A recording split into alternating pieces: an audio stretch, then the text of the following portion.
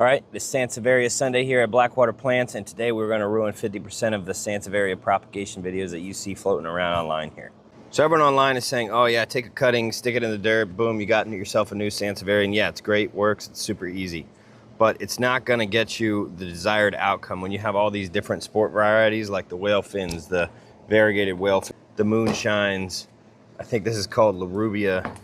The cuttings aren't going to come out like you think they will, and I'll show you that here in just a minute. What I'm going to do first is I'm going to show you how to properly do it. So here we got a whale fin. I'm going to go on, pop it out of here. Let's get the dirt off. I don't like to disturb them too much because when I sell plants, you know, I don't generally love selling one that has very little amount of leaves in there. So I'm not going to break it down as far as you can break it down, but each one of these you could take off. I'll take off a few right here. Just go in, snap the pup off. And what you're looking for is a piece of that rhizome in there. That is going to produce you another whale fin very easily. You see this one right here has a bunch of little babies on the side. For me, I'd say it's a little too young to pop those off. And this is going to do great if I go put this single large one with these 3 little babies in a new pot. I'm going to have a beautiful plant.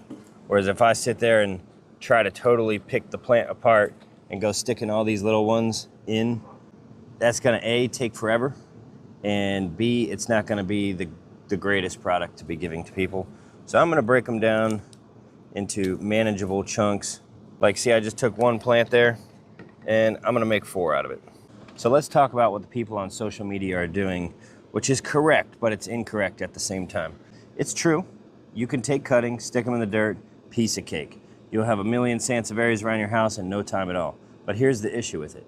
So here we have a regular whale fin, and here we have a variegated whale fin. So if we go take a cutting from this variegated one, stick it in the dirt, 100% you're going to get a bunch of pups that come up.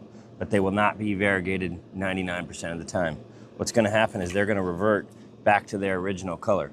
So when you have any of these sport varieties of Sansevierias and you think that your cuttings are going to give you a bunch of new babies, most of the time you're going to be wrong.